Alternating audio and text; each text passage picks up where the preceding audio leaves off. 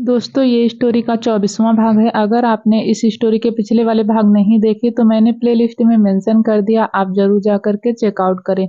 रिहान ने उसकी बात सुनकर सिवी को देखा तो वह उसे घूर रही थी और उसके चेहरे के एक्सप्रेशन देखकर उसने खुद से कहा, मेरी जंगली बिल्ली, जब भूतों से इतना डर लगता है तो मूवी देख ही क्यों रही हो। अभी वह शिव की बात का कुछ जवाब दे पाती कि उससे पहले ही राहुल ने उसे आवाज देकर अपने पास बुला लिया। वह दोनों एक दूसरे से बातें करते हुए एक दूसरे को हाई फाई दे रहे थे। फिर सिवी भी रिहान को देख रही थी और फिर उसके कानों में किसी के गाने की आवाज गई। सिवी गाना सुनकर हड़बड़ाते हुए इधर उधर देखने लगी कि तभी पीछे से स्वाति उसके सामने आते हुए बोली, ऐसे देखोगी तो सबको पता चल जाएगा। सिवी ने चौंकते हुए कहा, तुम्हें कैसे पता चला। स्वाति ने उसकी बात पर कहा, तुम्हारी प्यारी भाभी मेरी बेस्ट फ्रेंड है। अब बताओ कब बता रही हो तुम यह बात अपने प्यारे भैया डेविल ओबराय को। उसकी बातों पर सिवी ने उसे ऐसे देखा कि स्वाति को भी उस पर दया आ गई, पर वह उस पर अफसोस जताते हुए बोली, काश मैं इसमें तुम्हारी कोई हेल्प कर सकती, पर मैं चाह कर भी नहीं कर सकती। I am sorry. उसकी बात सुनकर सिवी का मन किया कि वह अब बस रो ही दे। उसकी ऐसी उतरी हुई शक्ल देखकर स्वाति ने कहा, अरे छोड़ो, अभी यह सब बाद की बातें हैं, फिलहाल तुम हॉरर मूवी के मजे लो रिहान जी के साथ। यह कहकर उसने अपने कंधे से सिवी को धीरे से धक्का दिया और फिर उसे छेड़ते हुए आगे बोली, वैसे एक बात बताओ यार, दिखने में तो एकदम टक पर्सनालिटी वाले लगते हैं, फिर उन्हें तुमसे प्यार कैसे हुआ। सिवी ने उसकी बात को इग्नोर करा, उसका हाथ अपने कंधे से हटाते हुए कहा, तुम बताओ तुमने राहुल भाई को कैसे मनाया। राहुल भाई तो शुरू से ही भाई की तरह गर्ल से बिल्कुल भी इंटरेस्ट नहीं थे। यह सुनकर स्वाति को राहुल का उसे थप्पड़ मारना याद आ गया जो उसे किस करने पर रिटर्न गिफ्ट में मिला था, और फिर स्वाति ने उसे थप्पड़ को याद करते हुए अपना एक हाथ गाल पर रख लिया।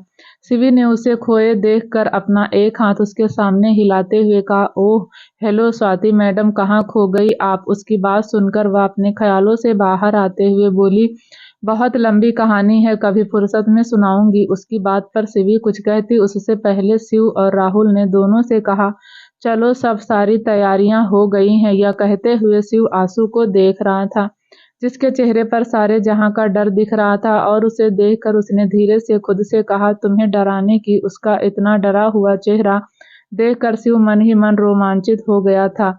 थिएटर विला में ही अंडरग्राउंड में बना था। सभी एक एक कर थिएटर में आ गए। कियान सुहानी का हाथ पकड़कर उसे अपने साथ संभाल कर ले जा रहा था। अंदर आते ही सुहानी ने थिएटर को देखा। वह ज्यादा बड़ा नहीं था, पर एक पूरी जॉइंट फैमिली आराम से बैठकर मूवी देख सकती थी। थिएटर में करीब 15 से 20 सीटें थी। कियान सुहानी के साथ आगे की 2 रो छोड़कर तीसरी रो में ही बैठ गया था। सीट की ऊंचाई इतनी थी कि पीछे वाले को आगे सीट पर बैठे लोग नहीं दिख रहे थे। कियान की सीट के ऊपर की एक रो छोड़कर राहुल स्वाति के साथ रो में बैठा था, और उसके ऊपर वाली रो के कॉर्नर में शिवी भी अकेले मुंह लटकाए बैठी थी। उसने आस भरी नजरों से एंट्रेंस की तरफ देखा, पर उसे रिहान कहीं नहीं दिखा। यह देखकर वह फिर से उदास हो गई।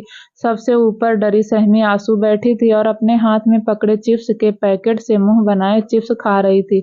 उसने चिप्स खाते हुए खुद से कहा, एक हॉरर मूवी देखो, वह भी अकेले बैठकर। यह सीवी दी है, कहा मुझे दिख क्यों नहीं रही। अभी उसने इतना ही कहा था कि तभी उसे अंदर आता हुआ रिहान दिखा। उसे देखकर वह खुश हो गई और खुद से ही बोली, हाँ यह सही रहेगा, रिहान भाई को यहाँ बुला लेती हूँ। यह सोचकर वह उसे आवाज देने को हुई, तभी रिहान शिवी को ढूंढते हुए उसके पास चला गया और उसके बगल वाली सीट पर बैठ गया। यह देखकर वह फिर से उदास हो गई और बोली, लगता है यह भूतिया मूवी मुझे आज अकेले ही देखनी पड़ेगी। फिर उसने अपनी दोनों आंखें कसकर भींची और थोड़ी देर बाद आंखें खोलकर चिप्स खाते हुए ही मूवी देखने लगी। फिर धीरे से एक साथ उसकी तरफ हाथ बढ़ाया और उसके हाथ में पकड़ी चिप्स के पैकेट में गया। आंसू का एक हाथ पहले से ही उस पैकेट में था। जैसे ही दोनों के हाथ आपस में टच हुए तो आंसू की सांसें अटक गई और उसने डरते हुए धीरे से कहा, लगता है भूत आ गया। उसके बराबर में बैठा शिव उसकी बात सुनकर जोर जोर से हंसना चाहता था, पर उसने अपनी हंसी को कंट्रोल कर लिया और फिर आंसू को और ज्यादा डराते हुए पैकेट के अंदर ही उसके हाथ को कसकर पकड़ लिया। उसका हाथ पकड़ते ही वह और ज्यादा डर गई। उसे लग रहा था कि वह अब बस हार्ट अटैक से मरने ही वाली है। तभी उसके कान में शिव ने धीरे से कहा, डर लग रहा है। आंसू ने आवाज को पहचान कर डरते हुए कहा, आप? जिस पर शिव ने उसे चिढ़ाते हुए कहा, हाँ मैं। फिर उसने शिव को घूर कर देखा। उसे खुद को घूरता हुआ देखकर उसने कहा, अगर तुम्हें यहाँ अकेले बैठकर मूवी देखना है तो ठीक है, मैं दूसरी सीट पर चला जाता हूँ। वह यह कहकर उठने ही वाला था कि तभी आंसू ने उसका हाथ पकड़ लिया और उसे रोकते हुए कहा, नहीं आप नहीं जा सकते। फिर उसकी आंखों में बस उसे टीस कर रहा था, जिससे उसे बड़ा मजा आ रहा था।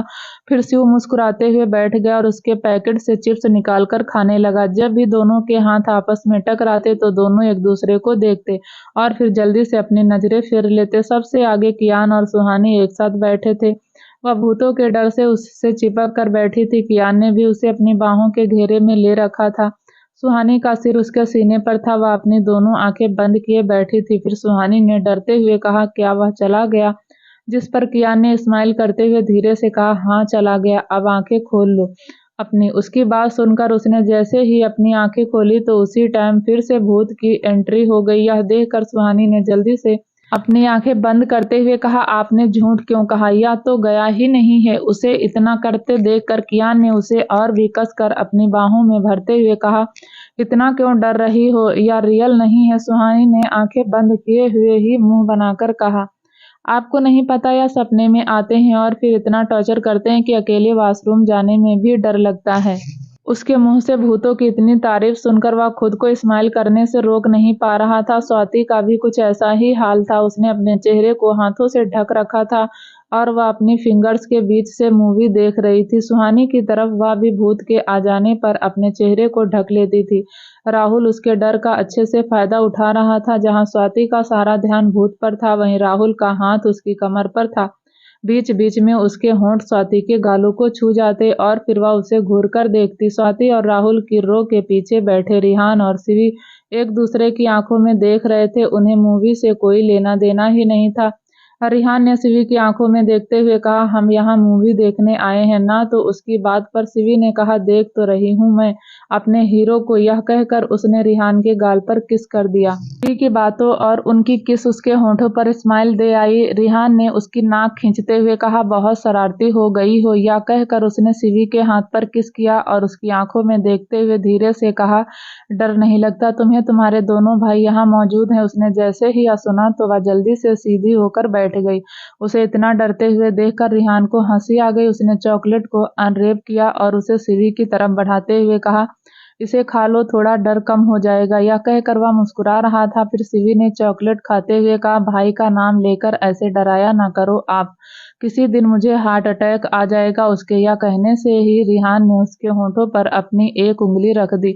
वह उसकी आंखों में देखने लगी तो उसने अपना सिर ना में हिला दिया। उधर हमेशा एक दूसरे से लड़ने वाले दोनों आज शांत बैठे थे। शिव मूवी के और आंसू के डर के मजे अच्छे से ले रहा था। उसने कियान की शर्ट को कसकर अपनी मुट्ठियों में भर लिया और उसके सीने पर सिर रखकर सुबकने लगी। यह देखकर कियान समझ गया कि यह बहुत डरी हुई है। फिर उसने अपना एक हाथ उसकी कमर पर रखा और दूसरे हाथ से उसके सिर को सहलाने लगा। सुहानी ने उसके सीने में अपना चेहरा छुपाए हुए रुआसी आवाज में कहा, आप इतनी देर से क्यों आए हैं? मैं कब से आपके आने का वेट कर रही थी। जहां वह बच्चों की तरह रो रही थी, वहीं उसे इस तरह डरते देखकर शिव खुद को स्माइल करने से रोक नहीं पा रहा था। फिर सुहानी ने अपना सिर ऊपर उठाया और उसे देखा। उसे मुस्कुराते देखकर सुहानी अपनी आंखें छोटी कर उसे घूरने लगी। उसके चेहरे पर झूठ मूठ का गुस्सा था जो उसे और भी ज्यादा अट्रैक्टिव बना रहा था। कियान ने उसके माथे को अपने होठों से छूकर कहा, silly girl, I am always with you, don't be fair. उसकी बात सुनकर सुहानी अपने घुटनों के बल खड़ी हो गई और उसकी आंखों से आंखें मिलाते हुए बोली, कभी साथ नहीं छोड़ोगे ना? वह अभी भी सुबक रही थी। उसकी नाक और गाल पर गुलाब की लाली बिखरी हुई थी। फिर कियान भी उसके सामने अपने घुटनों के बल बैठ गया और उसका चेहरा अपने हाथों में लेकर उसकी आंखों में देखते हुए बोला, कभी नहीं। यह कहकर वह उसने अपने माथे को सुहानी के माथे से जोड़ दिया और धीरे से सेडक्टिव आवाज में कहा, लेट मी लव यू। यह कहकर उसने अपने और उसके होठों के बीच के फासले को खत्म कर दिया और उसके होठों पर अपने होठ रख दिए। सुहानी के हाथ उसकी नेक के चारों ओर लिपट गए थे और उसकी उंगलियां कियान के बालों में घूम रही थी। कियान के हाथ भी अब उसकी बॉडी को एक्सक्लूड कर रहे थे। उस किस में लव और पैशन दोनों ही था। दूसरी तरफ रिहान सिवी के सामने सोफे पर बैठा था और सिवी उसके सामने बेड पर। उसने अपना एक पैर दूसरे पैर पर चढ़ाया और अपने दोनों हाथों को काउच के पुष्प पर फैला दिया। वह एकटक सिवी को देखे जा रहा था, वह भी उसे ही देख रही थी। फिर उसने अपनी गहरी आंखों को उसकी आंखों में डालते हुए कहा, क्यों बुलाया है मुझे? सिवी ने एकटक जवाब दिया, सोने के लिए। उसका आंसर सुनकर रिहान ने अपनी एक आईब्रो उठा दी। फिर 2 उंगली से अपने चिन को सहलाते हुए उसने कहा, ओके चलो फिर सोते हैं। यह कहकर वह उठने लगा कि तभी सिवी ने एक पिलो उठाया और उसे उसके ऊपर फेंकते हुए कहा, सोना है पर आप काउच पर सोएंगे, बेड पर मैं सोऊंगी। अंडरस्टूड। रिहान ने पिलो को कैच करते हुए चौंक कर कहा, क्या? जिस पर सिवी ने कहा, हाँ। फिर उसकी बात पर रिहान ने चिढ़कर कहा, मैं तो अपने रूम में ही आराम से अपने बेड पर सो सकता हूँ। फिर काउच को देखते हुए उसने आगे कहा, और यह काउच यह तो मेरे साइज का भी नहीं है। सिवी ने उससे रिक्वेस्ट करते हुए कहा, प्लीज ना रिहान, मैं नहीं सो सकती आज अकेले, मुझे डर लग रहा है। यह कहकर वह मुंह लटकाकर नीचे देखने लगी। वह इस टाइम इतनी क्यूट लग रही थी कि रिहान चाहकर भी उसे छोड़कर नहीं जा पा रहा था और न ही वो उससे अपनी नजरें हटा पा रहा था। फिर वह उठकर उसके पास आया और उसे बेड पर लिटाते हुए कहा, सो जाओ, मैं यही हूँ, नहीं जाऊंगा तुम्हें छोड़कर कहीं। उसने उसे डरी सहमी नजरों से देखते हुए कहा, प्रॉमिस। वह उसके पास बैठ गया और उसके हाथों को अपने हाथों में लेकर कहा, प्रॉमिस। सिवी ने उसके हाथ को कसकर पकड़ा हुआ था, जैसे वह उस हाथ को एक पल के लिए भी छोड़ना नहीं चाहती हो, और उसका हाथ पकड़े हुए ही उसने अपनी आंखें बंद कर ली। उधर आंसू की भी आंखें बंद थी, पर उसकी आंखों में नींद दूर दूर तक नहीं थी। वह अपने बेड पर खुद को पूरी तरह चादर से कवर करके लेटी थी। उसे यह एहसास हो रहा था कि उसके रूम में उसके अलावा भी कोई और है। उसका यही वह उसे और भी ज्यादा डरा रहा था। आंसू चादर को हटाकर थोड़ी थोड़ी देर में जब रूम में देखती तो उसे कोई नहीं दिखता, पर जैसे ही वह चादर ओढ़ती तो उसे फिर से वही एहसास होने लगता। इस बार जब उसने चादर हटा कर देखा तो उसे बालकनी में पर्दे उड़ते हुए दिखे और एक शख्स बालकनी से रूम में आता हुआ दिखा। उसके हाथों में जल रही कैंडल और पूरे शरीर पर एक सफेद रंग की चादर थी। उस शख्स का चेहरा तो नहीं दिख रहा था, पर आंसू के लिए वह शख्स भूत की ही था। वह उठी और डरते हुए बोली, कौन है? फिर उस शख्स ने अपने ऊपर से चादर हटाई और कैंडल को अपने चेहरे के सामने करके जोर जोर से हंसने लगा। यह देख कर डर से आंसू की चीख निकल गई। इससे पहले कि उसकी चीख रूम से बाहर निकलती, उस शख्स ने उसके मुंह पर हाथ रखकर उसकी चीख को उसके मुंह में ही दबा दिया। उस शख्स ने फिर धीरे से उसके कान में कहा, पागल हो गई हो क्या? मरवाओगी क्या मुझे? इतनी जोर से क्या चिल्ला रही हो? आवाज सुनकर आंसू समझ गई थी कि यह कोई और नहीं शिव है, और तभी उसने अपने एक पैर से उसके पैर पर जोर से मारते हुए कहा, यहाँ क्यों आए हो आप? फिर उसके इस हमले के लिए रेडी नहीं था, इसलिए वह दर्द से चीख पड़ा, पर वह बिना आवाज निकाले। फिर उसने थोड़ा रुक कर आंसू को भी यह कहा, ऐसे कौन मारता है पागल लड़की? आंसू ने घूरते हुए कहा, हाँ तो ऐसे कौन आता है दूसरों के कमरे में पागल आदमी? आंसू ने भी उसी टोन में कहा। फिर शिव ने अपने दांत पीसते हुए कहा, मैं तो बस तुम्हें डराने आया था। उसकी बात पर आंसू ने कहा, बुरे काम का बुरा नतीजा। शिव ने उसकी बात पर उसे घूर कर देखा और बालकनी की तरफ जाने लगा तो आंसू ने उसे रोकते हुए कहा, कहाँ जा रहे हो? उसने बिना पीछे मुड़े कहा, अपने रूम में। वह जैसे ही बालकनी में पहुंचा तभी उसे अपने हाथ पर पकड़ महसूस हुई। उसने पीछे पलट कर देखा तो आंसू अपने दोनों हाथों से उसका हाथ पकड़े खड़ी थी। उसने पहले हाथ को देखा और फिर आंसू को देखकर अपने भौहें उचकाते हुए कहा, अब क्या हुआ? आंसू ने भोली सी शक्ल बनाकर कहा, क्या आप आज रात यहाँ रुक सकते हैं? यह सुनकर शिव ने उसे ऐसे देखा जैसे उसने कोई भूत देख लिया हो। फिर उसने भौहें सिकोड़ कर कहा, तुम ठीक हो या फिर सच में पागल हो गई हो? फिर आंसू ने झुंझलाते हुए कहा, मैं बिल्कुल ठीक हूँ। इतनी देर से सोने की कोशिश कर रही हूँ, पर डर की वजह से मुझे नींद ही नहीं आ रही है। यह सुनकर शिव ने सोचते हुए कहा, अच्छा तो तुम चाहती हो कि मैं यहाँ रुक कर तुम्हें भूतों से बचाऊं? उसकी बात पर आंसू ने हाँ में अपना सिर हिला दिया। शिव ने उसे डांटते हुए कहा, दिमाग खराब हो गया है तुम्हारा? अगर किसी को पता चला तो पता है मेरा क्या होगा। नहीं नहीं, मैं एक भूतनी को उसके रिश्तेदारों से बचाने के लिए रिस्क नहीं ले सकता। उसकी बात सुनकर आंसू को बहुत गुस्सा आया, पर उसके पास कोई और ऑप्शन नहीं था, इसलिए वह हाथ जोड़कर उससे रिक्वेस्ट करते हुए बोली, प्लीज मान जाइए, मैं प्रॉमिस करती हूँ आज के बाद आपको कभी परेशान नहीं करूंगी, प्लीज। उसे इतना डरा हुआ देखकर अब उसे भी बुरा लग रहा था। उसकी डरी हुई शक्ल देखते हुए उसने धीरे से कहा, ठीक है, पर मैं बेड पर सोऊंगा और तुम काउच पर सोओगी। वह क्या है ना, मैं काउच पर सो नहीं पाता सही से, और ना ही मुझे उस पर नींद आती। आंसू के पास भी कोई और ऑप्शन नहीं था, तो उसने भी हाँ में सिर हिला दिया। उधर राहुल और स्वाति पहले ही एक दूसरे को अपनी बाहों में भरे सो रहे थे। वहीं दूसरी तरफ ऑस्ट्रेलिया, राघव अपने विला में था और उसने अपने विला को ही हॉस्पिटल बना दिया था। विला में चारों तरफ डॉक्टर की टीम थी और राघव मशीनों से घिरा हुआ था। सभी डॉक्टर के एक हेड डॉक्टर थे, डॉक्टर चार्ल्स। वह राघव की रिपोर्ट देख रहे थे, तभी विराज, जो डॉक्टर चार्ल्स के एक्सप्रेशन को नोट कर रहा था, उसने बेसब्री से कहा, रिपोर्ट में क्या है, रिपोर्ट में क्या लिखा है, या जानने के लिए तो राघव भी डिस्परेट था। और तभी उसने गुस्से में कहा, अब बोलेगा भी रिपोर्ट में क्या है। उसकी बात पर डॉक्टर चार्ल्स ने कहा, मिस्टर राव, आपकी मसल्स और वह पूरी तरह से डैमेज थी। हमारी इतनी कोशिशों के बाद भी हम उन्हें पहले जैसा नहीं कर पाए। यह सुनते ही विराज ने अपनी गन निकालकर डॉक्टर चार्ल्स के माथे पर रखते हुए कहा, तू डॉक्टर है ना, तो इन्हें पहले जैसा कर दे, वरना तेरा ट्रीटमेंट करने वाला कोई नहीं बचेगा, तू खुद भी नहीं। उसकी बात सुनकर डॉक्टर चार्ल्स ने डरते हुए कहा, मेरी बात सुनो विराज, मुझसे जितना हो सकता था मैंने किया। या बोलते हुए उनकी आवाज भी कांप रही थी। तभी विराज ने फिर से कहा, अब जब तू आगे कुछ कर ही नहीं सकता तो तेरे जिंदा रहने का क्या फायदा। इससे पहले कि वह ट्रिगर दबाता, तभी डॉक्टर चार्ल्स ने जल्दी से कहा, एक डॉक्टर है जो इन्हें ठीक कर सकता है। जैसे ही उन्होंने यह कहा, तभी विराज ने भी उसके सिर पर से अपनी गन हटा ली और उन्हें घूरने लगा। फिर डॉक्टर चार्ल्स ने एक लंबी सांस ली और वह वर्ल्ड के famous orthopaedic surgeon doctor William grass. यह सुनकर विराज ने अपने ही अंदाज में कहा, कहाँ मिलेगा यह ग्रास विलियम। उसकी बात पर डॉक्टर चार्ल्स ने कहा, वह किसी से नहीं मिलते।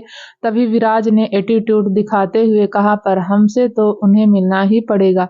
तो यह बता, वह सर को पहले जैसा कर देगा ना। उसकी बात पर डॉक्टर चार्ल्स ने कहा, उनका सक्सेस रेट 98% है। वह वही केस लेते हैं जिसे कोई और डॉक्टर नहीं लेता, जिसके सक्सेसफुल होने के चांस भी 0% होते। पर डॉक्टर विलियम ग्रास ऐसे केस के पेशेंट को भी ठीक कर सकते हैं, इसलिए तो उन्हें मेडिकल साइंस की दुनिया में सभी हैंड्स ऑफ गॉड कहते हैं। विराज विलियम ग्रास की तारीफ सुन रहा था, तभी उसने बीच में ही उन्हें कहा, तो कहाँ मिलेगा तेरा वन ऑफ गॉड। उसकी बात पर डॉक्टर चार्ल्स ने कहा, इतना आसान नहीं है उनसे मिलना, वह विलियम ग्रास हैं। उनकी 3 महीने तक एडवांस बुकिंग रहती है। अगर आप अभी भी अपॉइंटमेंट के लिए उनकी सेक्रेटरी को कॉल करेंगे, तब भी आपको कम से कम 3 महीने बाद ही अपॉइंटमेंट मिलेगा। यह सुनकर उसे गुस्सा आ गया और उसने डॉक्टर चार्ल्स के सिर पर गन पॉइंट करते हुए कहा, इतना टाइम नहीं है हमारे पास। तभी डॉक्टर चार्ल्स ने उससे डरते हुए कहा, इसमें मैं क्या कर सकता हूँ सर, अगर वह इतना बिजी रहते हैं तो। फिर विराज ने उन्हें धमकी देते हुए कहा, तू क्या करेगा, कैसे करेगा, मैं नहीं जानता, तू मीटिंग फिक्स कर मेरी उसके साथ, नहीं तो तू वह अपनी बात पूरी करता कि। तभी डॉक्टर चार्ल्स ने कहा, लंदन में एक सेमिनार होने जा रहा है, शायद वह उसमें आने वाले हैं। यह सुनकर विराज ने पूछा, कब है यह सेमिनार। विराज के पूछने पर डॉक्टर चार्ल्स ने कहा, 2 दिन बाद। यह सुनकर विराज ने उनके सिर पर से गन हटाई और उन्हें जाने का इशारा किया। डॉक्टर के जाते ही विराज ने राघव की तरफ पलट कर कहा, आप फिक्र मत करो, मैं उसे ले आऊंगा, उसकी मर्जी से या उसकी बिना मर्जी से। तभी राघव ने दांत पीसते हुए कहा, मुझे अपने पैरों पर खड़ा होना है और उससे बदला लेना है, तुझे उसे लाना ही होगा। विराज, उस दिन जब कियान ने बुरी तरह राघव को घायल कर दिया था, तब विराज कियान के जाने के बाद राघव को वहां से ले गया था। डॉक्टर ने तो उसी दिन राघव की कंडीशन को देखकर कह दिया था कि अगर उसे लाने में थोड़ी देर और हो जाती तो शायद वह बच नहीं पाता। दूसरी तरफ इंडिया में सुबह जब आंसू की आंख खुली तो उसने खुद को बेड पर सोते हुए पाया। वह खुद को बेड पर देखकर हैरान हो गई। उसने खुद से ही कहा, मैं तो कल रात काउच पर सोई थी, फिर बेड पर कैसे आई। यह कहते हुए उसने काउच की तरफ देखा तो शिव काउच पर सिर लटकाए सो रहा था और उसका एक हाथ भी हवा में झूल रहा था। उसे ऐसे बेढंग तरीके से सोते हुए देखकर आंसू को हंसी आ गई। उसकी हंसी सुनकर शिव की आंख भी खुल गई और उसने उठते ही उसे घूरकर देखा। वह उसके घूरने से चुप हो गई और उसे गुड मॉर्निंग विश करते हुए बोली, मैं बेड पर कैसे आई? शिव ने उसे देखते हुए कहा, तुम गिरने वाली थी और सही से सो भी नहीं पा रही थी, इसलिए मैंने तुम्हें बेड पर लिटा दिया और खुद काउच पर आ गया। देखो कितना बड़ा दिल है मेरा। उसने इस बार भी उस पर अपना एहसान जताया। उसकी बात पर आंसू ने चौंकते हुए कहा, पर मुझे पता कैसे नहीं चला? उसकी बात सुनकर शिव ने उसे टीस करते हुए कहा, सोती हुई भैंस को पता थोड़ी चलता है कि उसे कौन लात मार रहा है। तुम्हारी नींद भी कुछ ऐसी ही थी। यह सुनकर आंसू उसकी बात पर स्माइल करने लगी। फिर जैसे ही उसे उसकी बात का मतलब समझ आया तो वह चीखते हुए बोली, आपने मुझे भैंस कहा? उसके रिएक्शन को देखकर और उसकी बात सुनकर वह जोर जोर से हंसने लगा। तभी वह उसे घूरने लगी। अभी वह उससे कुछ कहती उससे पहले ही डोर नॉक करने की आवाज दोनों के कानों में गई। दोनों ही आवाज सुनकर हैरान हो गए और एक दूसरे को देखने लगे। आंसू जल्दी से बेड से उतरी और शिव को बाथरूम में धक्का देकर खुद डोर ओपन करने के लिए चली गई। डोर ओपन करते ही उसके सामने शिवी थी। उसने रूम के अंदर झांकते हुए कहा, तुम्हारे साथ यहाँ कोई और भी था क्या? यह सुनकर आंसू ने जल्दी से कहा, नहीं दी, कोई भी तो नहीं, मैं अकेली ही हूँ। तभी शिवी ने फिर से कहा, अभी तो किसी के हंसने की आवाज बाहर तक आ रही थी। यह सुनकर आंसू ने मन ही मन खुद से कहा, इस नेवले की हंसी आज मुझे मरवा देगी।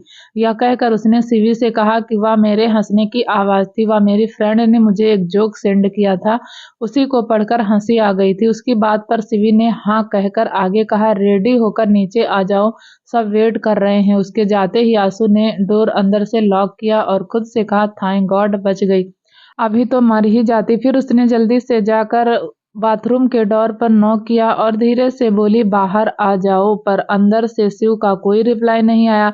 उसे रिस्पॉन्स ना करते देखकर आंसू ने खुद से कहा, यह कर क्या रहे हैं अंदर, बाहर क्यों नहीं आ रहे? यह सोचते हुए उसने डोर अनलॉक किया और अंदर चली गई। अंदर शिव अपने कपड़ों को ठीक कर रहा था। आंसू ने उसे देखते हुए कहा, शिवी दी चली गई, आप भी अब जल्दी से जाओ, इससे पहले कि कोई और आ जाए। उसकी बात से चिढ़कर शिव ने कहा, मैं तो कल रात ही चला जाता, तुम्हारी वजह से ही अब तक यहाँ रुका हुआ हूँ। यह कहते हुए वह उसकी तरफ ही आ रहा था कि तभी बाथरूम की टाइल्स पर उसका पैर स्लिप हो गया। उसने खुद को बचाने के लिए शावर के टैप को पकड़ा, पर तभी उस पर से भी उसका हाथ स्लिप हो गया और टैप ऑन हो गया।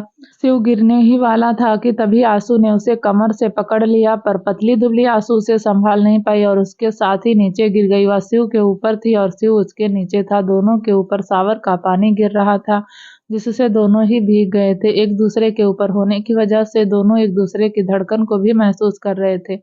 कुछ देर तक वे दोनों ही एक दूसरे की आंखों में देखते रह गए। उन्हें होश ही नहीं था कि वह कहाँ है। आंसू के चेहरे से पानी टपक करके उसके चेहरे पर गिर रहा था। उसकी आंखें आंसू के भीगे चेहरे को देख रही थी। फिर उसकी नजरें उसकी आंखों से होती हुई उसके होंठों पर जाकर रुक गई। उस पल में शिव को ना जाने क्या हुआ और उसने थोड़ा ऊपर उठते हुए उसके भीगे होंठों को अपने होंठों से छू लिया और उसे किस करने लगा। उसकी इस हरकत ने आंसू के होंठों को भी नहीं, उसके माइंड को भी ब्लॉक कर दिया था। वह अपनी आंखें बड़ी किए समझने की कोशिश कर रही थी कि यह हो क्या रहा है। शिव की सडनली किस ने उसे हैरान कर दिया था, तो वहीं वह उसमें खोया हुआ था। आंखें बंद किए वह उसे पैशनेटली किस करे जा रहा था।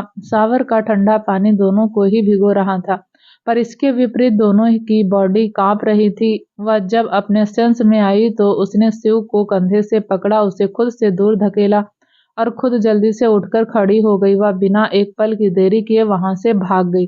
उसके धक्का देते ही वह भी अपने सेंस में आ गया था।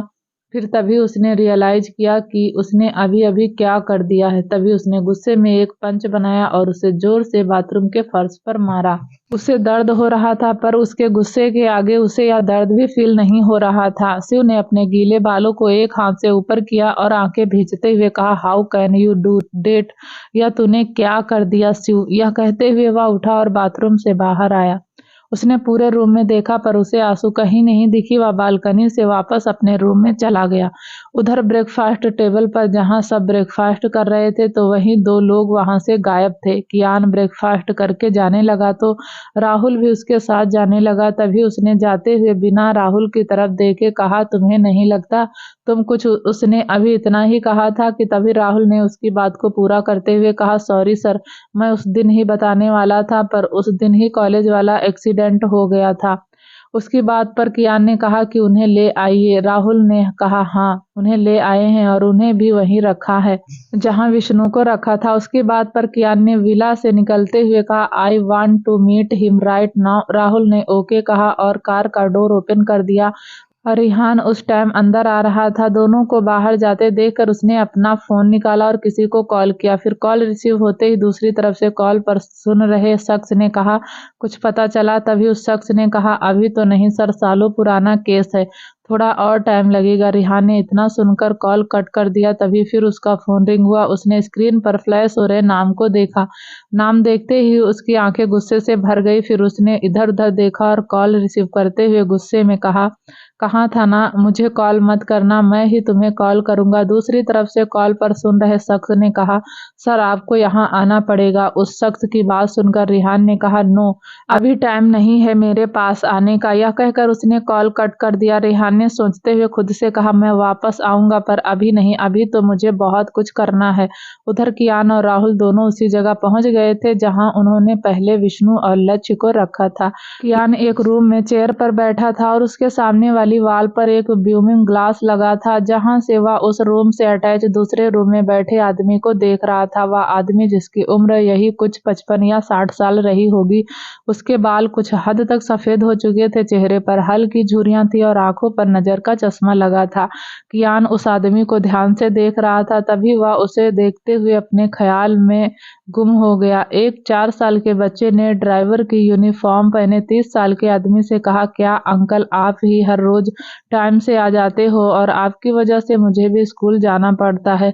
ड्राइवर उस छोटे से बच्चे की बात सुनकर हंसने लगा और तभी उसने झुककर उस बच्चे को अपनी गोद में उठा लिया और उसके गाल पर किस करके उससे कहा, छोटे साहब स्कूल जाना पढ़ाई करना यह तो अच्छे काम है, फिर आप स्कूल क्यों नहीं जाना चाहते? वहां तो आपकी उम्र के बहुत सारे बच्चे हैं जिनके साथ आप रह सकते हैं। ड्राइवर की बात पर बच्चे ने उदास होते हुए कहा, अंकल स्कूल में मेरा कोई भी दोस्त नहीं, मैं वहां भी अकेले ही हूँ। उसकी बात पर ड्राइवर ने उस बच्चे को समझाते हुए कहा, कोई दोस्त नहीं है तो बन जाएगा, पर स्कूल तो आपको जाना ही पड़ेगा छोटे साहब, वरना मैडम और बड़े साहब आपको और मुझे दोनों को डांट लगाएंगी। क्या आप चाहते हैं वे दोनों हमें डांटे? ड्राइवर के पूछने पर बच्चे ने ना में सिर हिला दिया। तभी उस आदमी ने फिर से कहा, चलो फिर जल्दी से स्कूल चलते हैं, फिर बड़े साहब को ऑफिस भी तो जाना है। कियान अभी अपने ख्यालों में ही था कि तभी वहां राहुल की आवाज सुनकर अपने ख्यालों की दुनिया से बाहर आया। मैं आपसे आखिरी बार पूछ रहा हूँ, बताइए 24 साल पहले क्या हुआ था? राहुल ने जब उस आदमी से यह सवाल किया तो कियान भी उसे घूरने लगा। वह अभी भी वहीं बैठा था और उस व्यूइंग ग्लास से उसे आदमी और राहुल को देख रहा था। जब राहुल के बार बार पूछने पर उस आदमी ने कुछ नहीं कहा तो कियान के सब्र का बांध टूट गया और वह उठकर उस रूम से निकलकर सीधा उस रूम में चला गया जहां वह आदमी था। कियान को अपने सामने देखकर वह आदमी कुछ चौंक गया था। कियान को सब जानते थे, मैगजीन के फ्रंट पेज पर हमेशा ही उसकी फोटो छपती थी। कियान ओबराय कौन था यह सब जानते थे, अगर कुछ नहीं जानते थे तो वह थी उसकी कहानी। कियान को देखकर उसके चेहरे पर हैरानी और खुशी के भाव दोनों ही आ गए थे। तभी वह आदमी उसे देखते हुए चेयर से उठा और उसके पास जाकर खड़ा हो गया और फिर उसे नीचे से ऊपर तक नजर भरकर देखने लगा। वह आदमी उसे देखते हुए बोला, छोटे साहब अब तो आप बहुत बड़े हो गए हैं। यह हरीश थे, कायरो ओबराय के पर्सनल ड्राइवर। कियान ने उनकी बात को इग्नोर करके आगे बढ़ते हुए कहा, आप सच क्यों नहीं बताना चाहते हो? उसकी बात सुनकर हरीश के चेहरे पर डर और चिंता के भाव आ गए। तभी कियान पीछे मुड़ा और उन्हें देखने लगा। उनके चेहरे पर आए भाव को अच्छे से नोटिस कर रहा था। तभी हरीश ने थोड़ा डरते हुए कहा, आप किस बारे में बात कर रहे हैं छोटे साहब? उनकी बात पर कियान ने एरोगेटली कहा, अब मैं 4 साल का छोटा बच्चा नहीं हूँ। उसकी बात सुनकर हरीश के माथे पर पसीने की कुछ बूंदें छलक आई और तभी उन्होंने अपने माथे पर आए पसीने को साफ करते हुए कहा, जो बीत गया वह कल था बेटा, अब क्यों बीती बातों को याद कर रहे हो? उनकी बात को इग्नोर करके कियान ने अपने होठों को तिरछा करके कहा, मैं अब कुछ भूल सकता हूँ पर अपनी माँ को नहीं। आई हैव नो इनफ तो मुझे यह बताइए जो मैं आपसे जानना चाहता हूँ। उसने अग्रेसिव होते हुए कहा तो उसकी बात सुनकर हरीश जो पहले से ही इतने डरे हुए थे वह और डर गए। फिर डर से उन्होंने टूटे-फूटे शब्दों में कहा, मैं कुछ नहीं जानता। उनके बोलने के अगले पल ही कियान ने कहा, अच्छा तो आप कुछ नहीं जानते तो फिर अचानक से आपने अपनी नौकरी क्यों छोड़ दी? क्यों आप मुंबई छोड़कर दिल्ली आ गए? इस बार भी उसकी टोन उतनी ही हार्श थी। उसके सवाल जैसे हरीश के होश उड़ा गए थे। हरीश के पैर अब कांपने लगे थे और वह देर तक खड़े नहीं रह सके और जाकर उसी जगह बैठ गए जहां वह पहले बैठे थे। उन्हें देखकर ऐसा लग रहा था जैसे वह अब थक गए हैं। तभी उन्होंने दोनों हाथों में अपने चेहरे को छुपा लिया।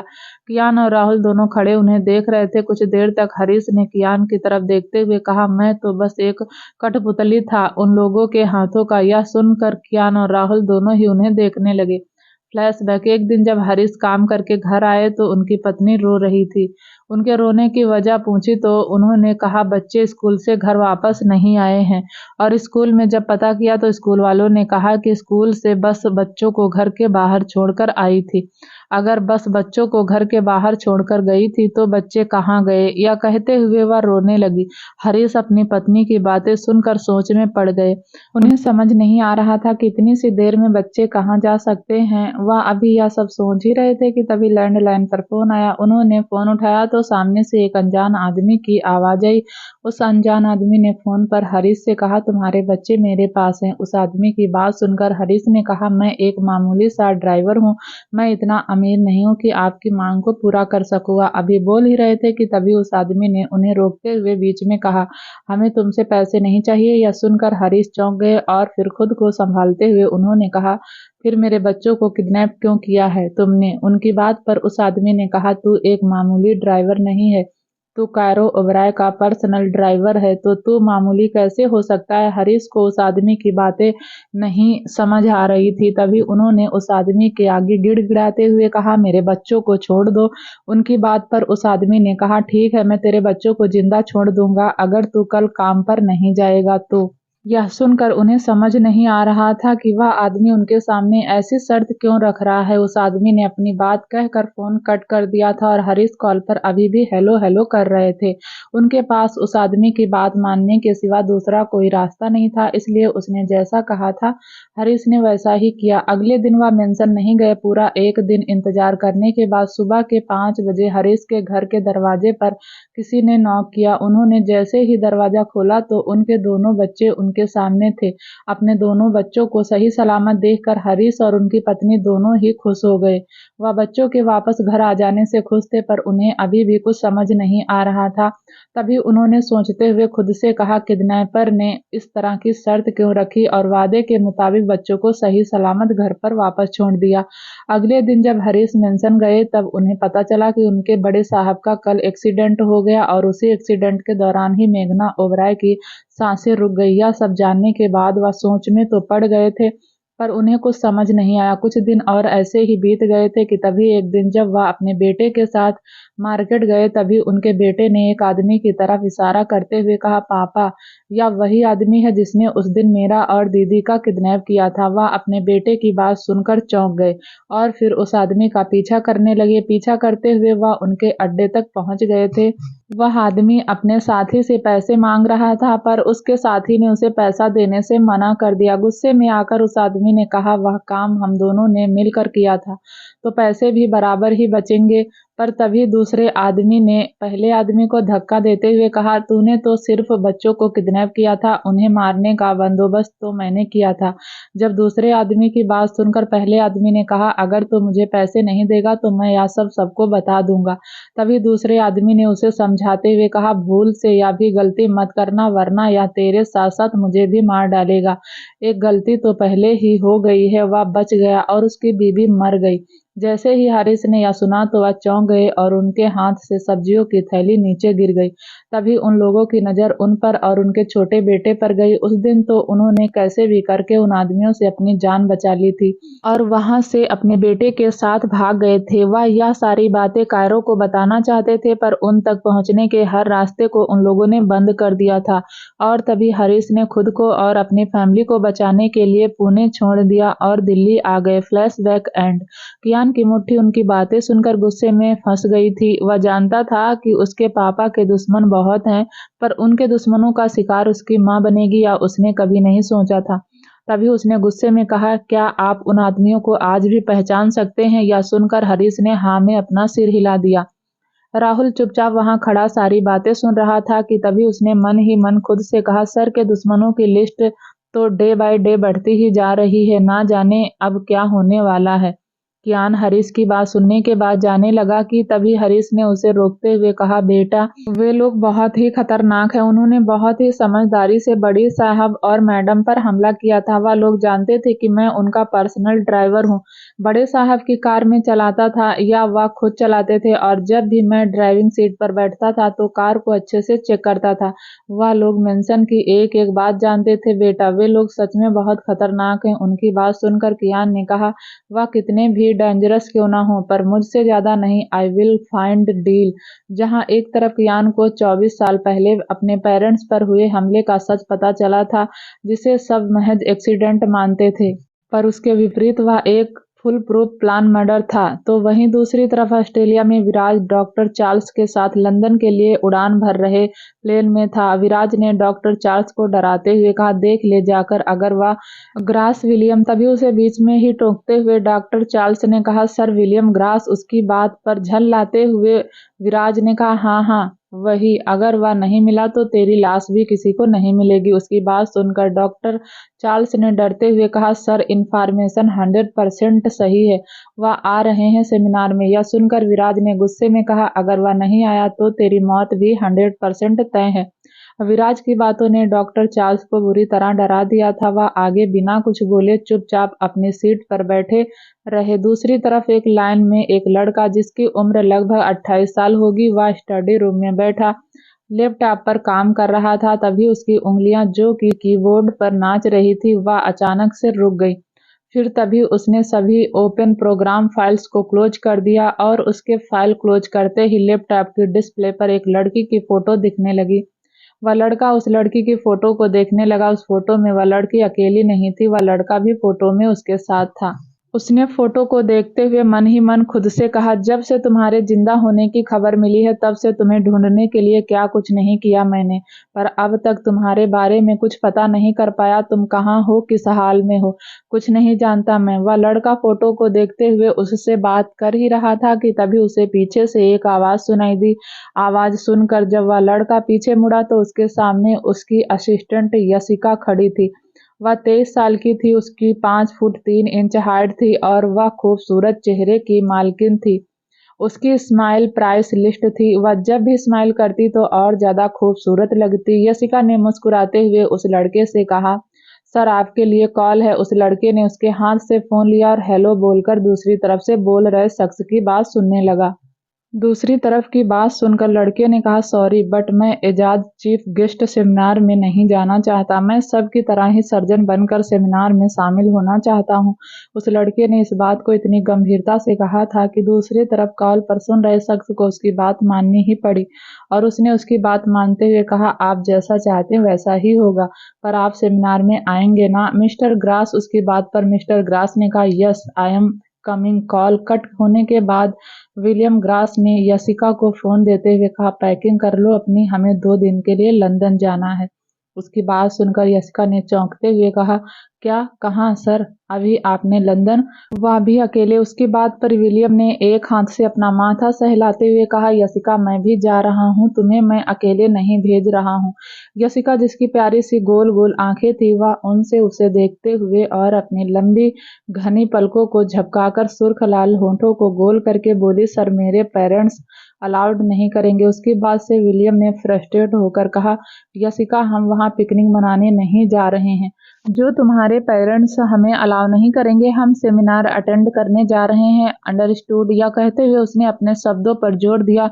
उसकी बात सुनकर यशिका ने मन ही मन खुद से कहा, मैं तो समझती हूँ सर, और आपके साथ तो मैं दुनिया में किसी भी जगह चली जाऊंगी, पर अपने डैड और मॉम को मैं कैसे समझाऊं कि खुद से बात कर? उसने विलियम की तरफ देखकर थोड़ा घबराते हुए और उदासी से कहा, ठीक है सर मैं बताती हूँ कॉल करके उन्हें। उसके इस तरह बोलने पर विलियम ने कहा, 2 घंटे बाद अपने लगेज के साथ एयरपोर्ट पर मिलो। नहीं तो अपना रजिस्ट्रेशन लेटर मेल कर देना, मैं एक्सेप्ट कर लूंगा। उसकी बात सुनकर यशिका ने चौंकते हुए कहा, सर, यह आप क्या कह रहे हैं? रजिस्ट्रेशन क्यों?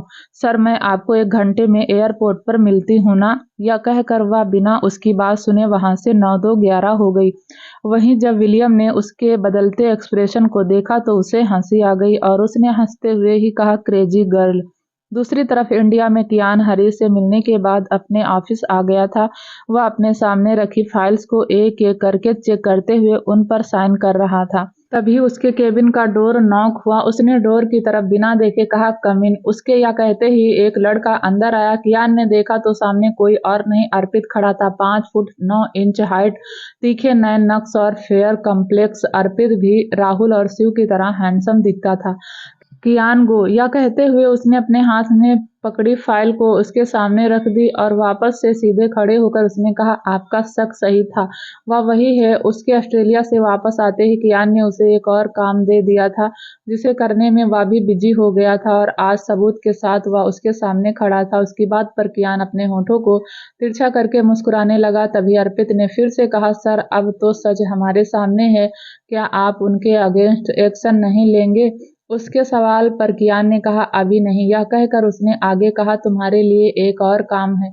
उसकी बात सुनकर अर्पित ने कहा, कहाँ जाना होगा सर? उसकी बात सुनकर कियान हल्का सा मुस्कुरा दिया। अर्पित का यह अंदाज उसे अच्छा लगता था। वह अपने काम के लिए बहुत डेडिकेटेड था। तभी कियान ने उसे देखते हुए कहा, राहुल तुम्हें सब बता देगा। अर्पित ने ओके कहा और वहां से चला गया। उसके जाने के बाद वह उसकी लाई हुई फाइल को उठाकर देखने लगा। उस फाइल में कुछ पेपर्स के साथ साथ कुछ फोटोज भी थी, जिन फोटोज में सेम एज के 2 छोटे छोटे लड़के थे, जिसमें से एक लड़का कियान खुद था। उस फोटो में दूसरे लड़के को देखते हुए कियान ने कहा, कोशिश तो तुमने बहुत की मुझसे अपना सच छुपाने की, बट आई कैच यू। यह कहते हुए कियान के चेहरे पर एक सेटिस्फेक्शन था और एक डेविल स्माइल थी। वहीं दूसरी तरफ पूरा दिन निकल गया था पर शिव को आंसू कहीं नहीं दिखी थी। आज वह उसके साथ कॉलेज भी नहीं गई थी। शिव उसकी झलक देखने के लिए बेचैन हो रहा था। वह उससे मिलकर सुबह जो हुआ उसके लिए सॉरी बोलना चाहता था पर वह उससे छुप रही थी और यही सब उसे बात परेशान कर रही थी। शिव फ्रस्ट्रेट होकर हॉल में काउच पर बैठा अपने हाथों की उंगलियों को मसल रहा था। तभी सुहानी उसे खाली बैठे देखकर उसके पास आई और उसने उससे कहा, तुम अगर आप बिजी ना हो तो क्या आप आंसू को कॉलेज से पिक करने जा सकते हैं? वह उसकी बात सुनकर उसे ऐसे देख रहा था जैसे वह उसके लिए एक एंजल हो। जो वह चाहता था सुहानी के मुंह से भी वही सुनकर वह खुश हो गया और उसने कहा, हाँ हाँ, मैं अभी जा रहा हूँ। यह कहते हुए वह वहां से इतनी तेजी से निकला कि सुहानी उसे देखती रह गई और उसे देखते हुए ही वह खुद से बोली, इन्हें क्या हुआ? उधर अर्पित कियान के केबिन से निकलकर राहुल के केबिन में जा ही रहा था कि तभी वह उसे सामने से आता हुआ दिख गया। उसे देखकर अर्पित ने अपनी भौहें सिकोड़ ली और उसे जोर से धक्का मारते हुए उसके केबिन में ले गया। राहुल अभी संभल तक नहीं पाया था। फिर से अर्पित ने उसे धक्का मारते हुए कहा, साले, एंगेजमेंट कर ली और बताया भी नहीं? क्या तू शादी के बाद बताने वाला था मुझे? उसे समझाते हुए राहुल ने कहा, कैसे बताता तुझे? तू तो राघव का बॉडीगार्ड बना, उसे प्रोटेक्ट कर रहा था। यह कहकर वह हंसने लगा। वहीं अर्पित उसकी बात सुनकर शांत हो गया और उसे कनखियों से देखते हुए बोला, अच्छा, यह बता भाभी कैसी हैं? राहुल ने उसे देखते हुए कहा, दिखने में तो लड़की जैसी ही हैं। यह सुनकर अर्पित ने चिढ़कर कहा, अबे साले, वह तो मुझे भी पता है। अब तू किसी लड़के से तो एंगेजमेंट करेगा नहीं। दिखने में कैसी हैं यह पूछ रहा हूँ? दीपिका पादुकोण है या कैटरीना कैफ? उसकी बात सुनकर राहुल ने अपने ही अंदाज में कहा, बम है। अर्पित ने हंसते हुए कहा, अच्छा, फिर तो तेरी निकल पड़ी। उसकी बात सुनकर राहुल भी मुस्कुरा दिया। तभी अर्पित ने एक सिगरेट अपने होठों के बीच दबाते हुए कहा, जाना कहाँ है मुझे इस बार? यह कहते हुए उसने सिगरेट का कस लिया। राहुल ने उसकी बात का जवाब देते हुए कहा, वह एक फार्मेसी कंपनी है, वहाँ कुछ इलीगल काम हो रहे हैं, उनके अगेंस्ट तुझे सबूत इकट्ठा करना है और इन सब में कंपनी का डायरेक्टर शामिल है तो उसके अगेंस्ट भी सबूत इकट्ठे करने हैं। तुझे ध्यान रहे, तुझ पर किसी को शक नहीं होना चाहिए। उसकी बात पर अर्पित ने कहा, जब आज तक मुझ पर राघव को शक नहीं हुआ तो किसी और को कैसे होगा? या कहते हुए वह मुस्कुराने लगा तो उसके साथ राहुल भी मुस्कुराने लगा। फिर उसने जाते हुए कहा, ठीक है, फिर मैं चलता हूँ। यह कहकर वह जाने लगा। फिर कुछ सोच कर रुक गया और राहुल की तरफ देखते हुए बोला, और हाँ, मेरे वापस आने से पहले शादी मत कर लेना वरना छोड़ूंगा नहीं तुझे। इस बार उसकी बात पर राहुल ने कहा, जा तो रहा है पर इस बार सिंगल मत आना। उसकी बात पर वह होठों को तिरछा करके स्माइल करते हुए उसे देखने लगा। तभी राहुल ने फिर से कहा, शिव वापस आ गया है, जाने से पहले उससे मिल लेना। यह सुनकर अर्पित ने कहा, ठीक है, पर वह है कहाँ? जिस पर राहुल ने उसे बता दिया कि वह उसे कहाँ मिलेगा। उधर आंसू को पिक करने के लिए शिव उसके कॉलेज पहुंच गया था। वह कॉलेज के एंट्रेंस से कुछ दूरी पर अपनी स्पोर्ट कार में बैठा था। राहुल, शिव और अर्पित तीनों को ही स्पोर्ट कार बहुत पसंद थी और वह तीनों ज्यादातर स्पोर्ट कार ही चलाते थे। जब भी वह तीनों साथ होते थे तो अपनी क्वालिटी टाइम में कार रेसिंग करते थे। शिव की नजरें इंटरेस्ट पर ही टिकी थी। जब उसने आंसू को एक लड़के के साथ बात करते हुए देखा तो वह देखकर उसकी भौहें तन गई। वह उसे घूर कर देखने लगा था। फिर उसने आंसू के चेहरे के एक्सप्रेशन को नोटिस करते हुए कहा, अभी तो इस लड़की को बहुत हंसी आ रही है इस लड़के से बातें करते हुए, पर जब यह मेरे साथ होती है तब तो एकदम खड़ूस बन जाती है और बात बात पर लड़ती है। उसे लगातार घूरे ही जा रहा था। तो वहीं आंसू इस बात से अनजान थी। उसे शिव के गुस्से का अंदाजा भी नहीं था। वह उस लड़के से बात करते हुए कॉलेज से बाहर आ रही थी तो वहीं अब उसे देखकर शिव के सब्र का बांध टूटता जा रहा था।